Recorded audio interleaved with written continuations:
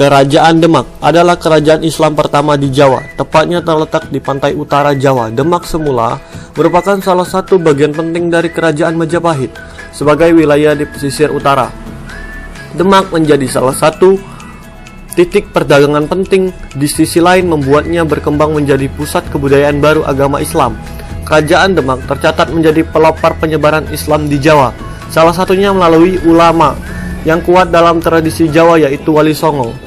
Letak dan pendiri kerajaan Demak terletak di wilayah Demak modern yang eksistensinya dapat dilihat dari adanya Masjid Agung Demak.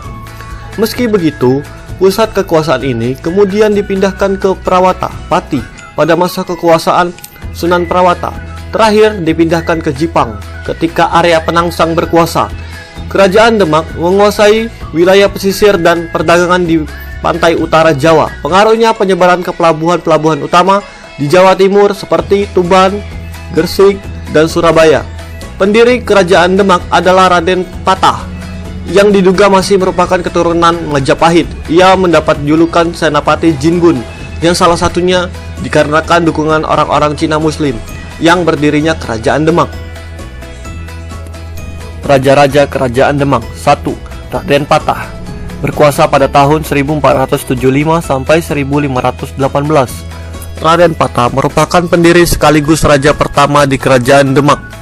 Menurut Babat Tanah Jawi, ia adalah keturunan terakhir dari kerajaan Majapahit, tepatnya Brawijaya V, yang lahir dari anak selir Tionghoa. Ia berhasil membangun pengaruhnya di Demak ketika ada di bawah kekuasaan Majapahit. Meski begitu, Demak tumbuh menjadi wilayah yang independen karena memiliki kontrol atas perdagangan laut dan ditambah dengan melemahnya Majapahit akibat konflik internal pada abad ke-15.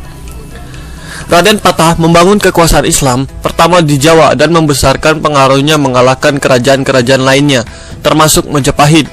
Ia memusatkan kekuasaan di pesisir utara dan mulai menyebarkan pengaruh ke wilayah sekitarnya. Ia diperkirakan berkuasa sejak kota pelabuhan Demak didirikan di bawah Majapahit pada tahun 1475, meskipun kerajaan Demak dideklarasikan berdiri pada tahun 1500-an. 2. Pati Unus berkuasa pada tahun 1518 sampai 1521. Pati Unus atau Sultan Yunus adalah pengganti dari Raden Patah. Meskipun baru wafat sekitar tahun 1521, Pati Unus diperkirakan adalah adik ipar dari Raden Patah yang memegang kekuasaan karena putra Raden Patah yaitu Trenggana masih berusia muda. Pati Unus dikenal dengan sebutan Pangeran Sabrang Lor. Usahanya berangkat dari Jawa menuju ke utara untuk menggempur kekuasaan Portugis di Malaka.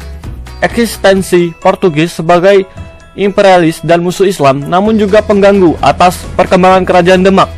Malaka merupakan pusat transit perdagangan internasional. Kejayaannya merupakan gangguan bagi Demak. Pati Unus merupakan figur yang berjasa dan membangun kekuatan militer laut kerajaan Demak dengan mendirikan pelabuhan militer di Teluk Wetan Jepara.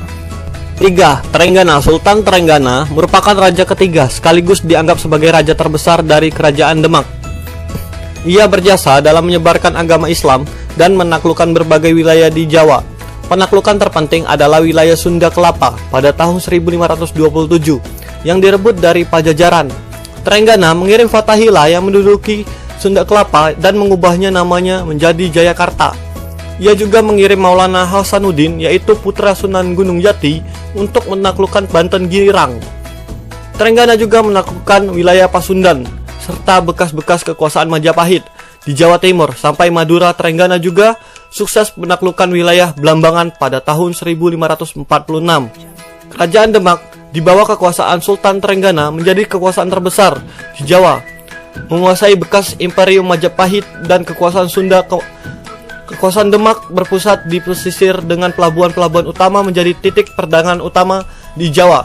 Trenggana wafat salah satu pertempuran di Pasuruan pada tahun 1546 dan digantikan oleh Sunan Prawata. 4. Sunan Prawata. Suksesi Trenggana yang berlangsung mendadak akibat kematian tidak berlangsung mulus. Pangeran Surawiyoto atau Pangeran Sekar berupaya untuk menduduki kekuasaan, mengalahkan Sunan Prawata yang merupakan putra Trenggana. Sunan Prawata kemudian membunuh Surawiyoto dan menduduki kekuasaan. Akan tetapi Karena insiden tersebut menyebabkan surutnya dukungan terhadap kekuasaannya. Ia memindahkan pusat kekuasaan Demak ke wilayah di Prawoto, Pati, Jawa Tengah. Ia hanya berkuasa selama 1 tahun ketika Arya Penangsang, putra dari Surawiyoto, melakukan pembunuhan terhadap Prawata pada tahun 1547. 5. Arya Penangsang. Arya Penangsang menduduki tahta Demak setelah membunuh Sunan Prawata. Ia juga menyingkirkan Pangeran Hadiri atau Kalinyamat, penguasa Jepara yang dianggap berbahaya bagi kekuasaannya. Hal ini menyebabkan tidak senangnya pada Adipati Demak, salah satunya Hadiwijaya dari Pajang. Hal ini menyebabkan dipindahkannya pusat kekuasaan Demak ke Jipang, wilayah kekuasaan Arya Penangsang. Meski begitu, Arya Penangsang berkuasa sampai pada tahun 1554 ketika Hadiwijaya dibantu Ki Ageng Pamanahan, Ki Penjawi, dan anak Sutawijaya memberontak melawan Demak. Arya Penangsang tewas dan Hadiwijaya menduduki tahta dengan memindahkan kekuasaan ke Pajang. Kehidupan masyarakat Kerajaan Demak. 1. Kehidupan politik. Secara politik, Kerajaan Demak merupakan kekuasaan terbesar di Jawa, mengakhiri dominasi panjang Majapahit dan eksistensi penguasa Sunda yang secara konsisten berdiri sejak abad ke-6 Masehi. Kerajaan Demak menempatkan adipati-adipati sebagai perpanjangan tangan sultan. Wilayah seperti Surabaya, Tuban, dan Madiun memiliki adipati-adipati yang cukup berpengaruh. Kerajaan Demak juga pertama kali bersentuhan dengan imperialisme barat. Berdirinya Demak pada abad ke-16 kemudian dilanjutkan dengan pendudukan Portugis di Malaka.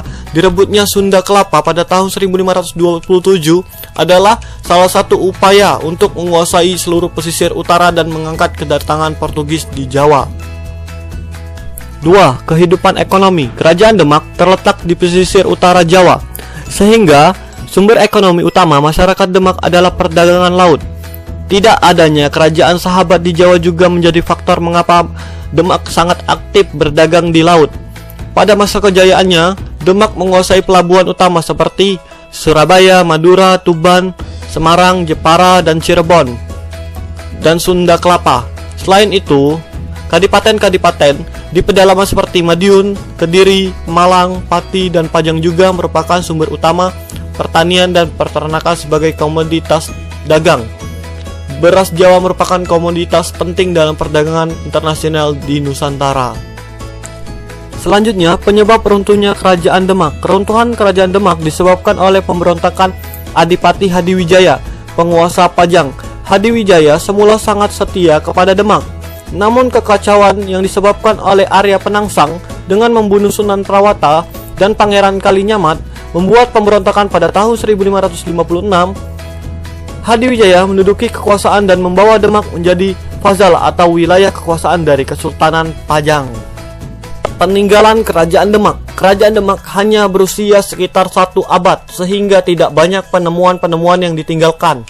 Berbeda dengan kerajaan Hindu, kerajaan-kerajaan Islam memang tidak meninggalkan prasasti, candi, dan sejenisnya. Peninggalan utama yang dimiliki oleh Kerajaan Demak tidak lain adalah Masjid Agung Demak.